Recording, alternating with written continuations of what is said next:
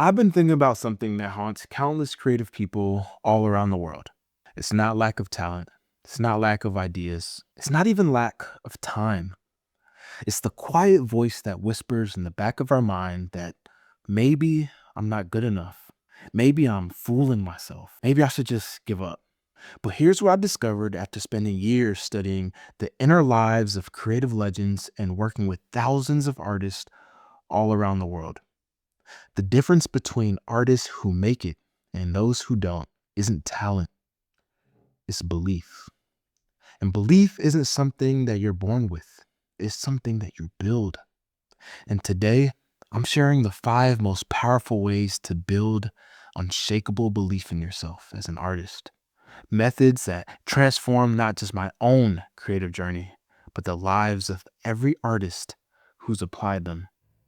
If you've ever doubted your worth, your voice, or your right to call yourself an artist, this message is for you. All right, let's start with the hardest truth that you're not behind. I know it feels like everyone else started earlier or learned faster or got discovered sooner. Social media makes it worse. You see artists half your age with millions of followers or peers getting opportunities you've dreamed about. But here's what I learned from studying creators across all domains.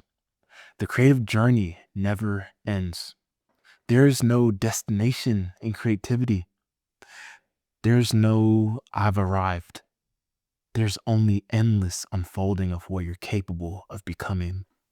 The book Creative Confidence mentioned that if you're focused on measuring up to others' successes, you won't take risk and be a trailblazer. All the elements that's required for creativity. Look, Vera Wang didn't design her first dress until she was 40 years old. Ariana Huffington didn't launch the Huffington Post until she was 55.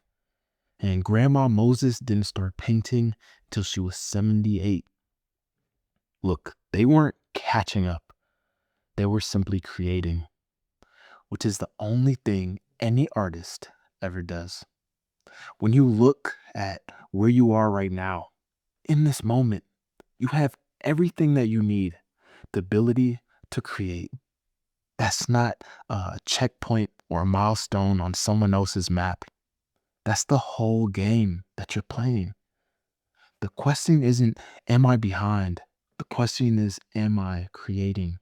Because if you are, you're not behind. You're not ahead. You're exactly where every artist who ever lived has been. And it's in this present moment, making something that didn't exist before. Your timeline is your timeline. Your journey is your journey. Every single day that you don't create, you tell yourself that you're behind. And every single day that you do create, you prove that you're exactly where you need to be. So stop comparing your beginning to someone else's middle and start comparing your today to your yesterday. And if you're craving a place where that kind of creative truth is normal, where artists from all around the world, all ages and all walks of life remind each other that there's no such thing as being behind, well, that's exactly what's happening inside a world of creatives. It's a global creative family learning and building and believing and creating our best art together. And if that's the kind of creative energy that sounds like it's the type of energy that you want to be around, well, feel free to apply and join us. I'll leave a link in the description and in the comments below. Okay, now, even when you accept your timeline, there's still this voice in your head that says, but what if I'm not talented enough? Well, here's the second truth. Talent is a myth that keeps mediocre people comfortable and gifted people stuck. What we perceive as talent is actually usually just obsessive practice disguised as natural ability. The artists that you admire, they weren't born with some magical gift. They fell in love with the process of getting better. They found joy in the work itself, not just the results. Look, I spent years thinking I wasn't naturally creative because I had to work so hard for every breakthrough. And then I realized that the work is the gift. Michelangelo said, if people knew how hard I worked to gain my mastery, it wouldn't seem so wonderful at all. The belief that you need to be naturally talented is keeping you from doing the work that will make you exceptional. Your job isn't to be naturally good. Your job is to be deliberately, deeply obsessed. But here's where it gets tricky. So you have to learn to trust your own taste. This is the hardest part of believing in yourself, though. Learning to trust your own artistic instincts.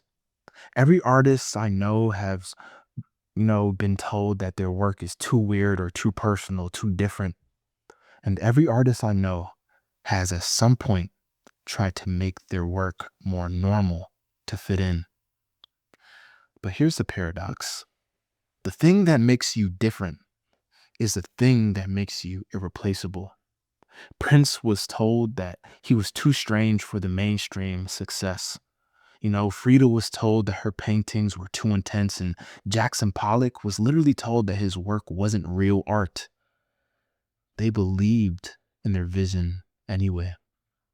Your weirdness isn't your weakness. Your obsessions aren't embarrassing. They're signature.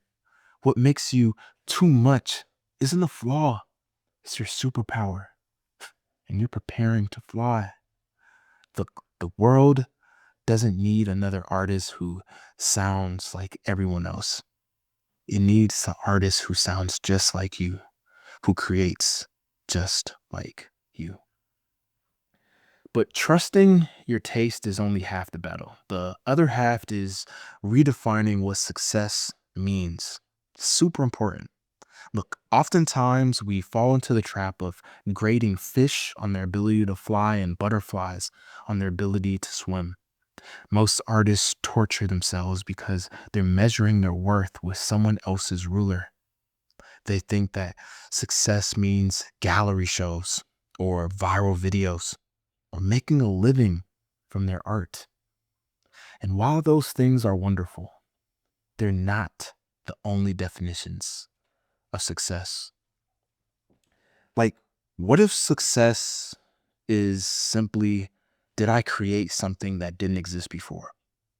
What if success was, did I express something I couldn't express any other way? What if success was, did I honor the creative impulse that lives inside me? I know artists who've never sold a painting, but have healed their relationship with their father through art. I know musicians who've never been signed, but have helped their community process grief through songs. I know writers who had never been published, but have found their voice through daily practice. They are all successful artists. Success isn't about external validation. It's about internal transformation. When you create, you become more yourself. When you become more yourself, you give others permission to do the same. That's the real success. And by the way, a lot of you have asked for my private notes on creativity, all my insights from the past few years on unlocking your creative potential. So if you want all my notes on creativity from all those years, I'll leave them in the description of this video for you. All right. Now, here's the final truth. Your art matters because you matter. This is the belief that changes everything. You don't need to earn your right to create. You don't need permission from the art world or critics or even your family to be good enough before you start.